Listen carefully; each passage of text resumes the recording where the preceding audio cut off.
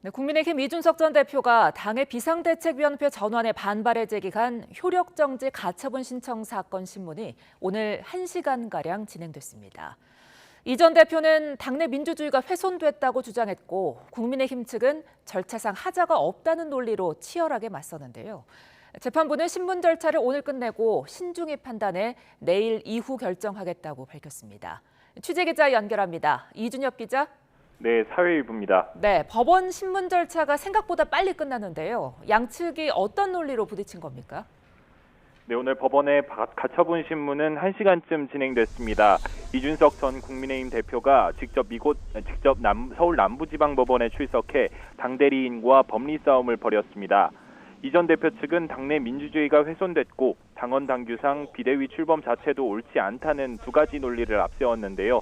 법정에서 이 전 대표 측 변호인은 우선 당이 비대위를 출범하기 위해 이미 사퇴한 최고위원들을 끌어다가 최고위 의결을 추진한 무리수를 두었다고도 지적했습니다.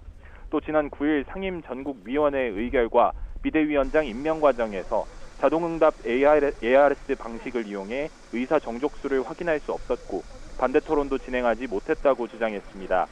이 전 대표는 법원 신문이 끝난 뒤 이번 사태를 삼권분립의 위기로 규정하면서 사법부의 적극적 개입을 촉구했는데요. 직접 들어보시겠습니다.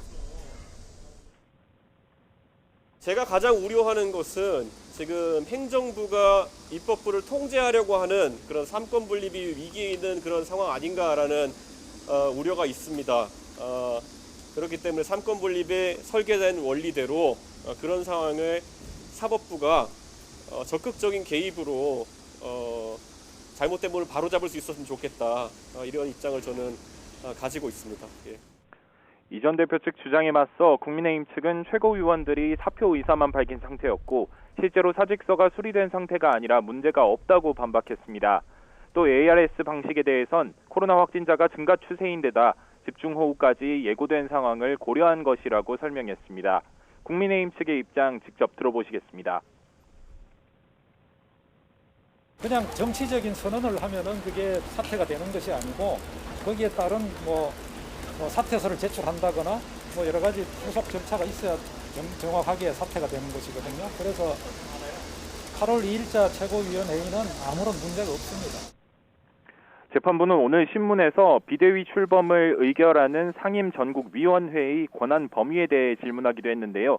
이 전 대표는 상임전국위가 정파와 자유롭지 않다며 과도한 유권 해석과 비상 상황에 대한 규정 권한이 부여되는 건 옳지 않다고 강조하기도 했습니다. 네, 양측 정말 치열하게 맞붙었는데요. 그렇다면 가처분 결과는 언제쯤 나옵니까? 네, 서울 남부지법은 취재진에게 보낸 문자에서 결정이 오늘 나오지 않을 예정이라고 밝혔습니다. 대신 따로 추가 신문 기일을 잡겠다는 말도 없었고 신중히 판단해서 조만간 결정하겠다라고만 덧붙였습니다. 이에 따라 이르면 내일쯤, 늦어도 이번 주 안에는 재판부가 결론을 내릴 거로 보입니다.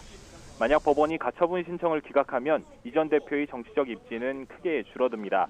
반대로 법원이 가처분 신청을 인용하면 타격을 입는 건 국민의힘인데요.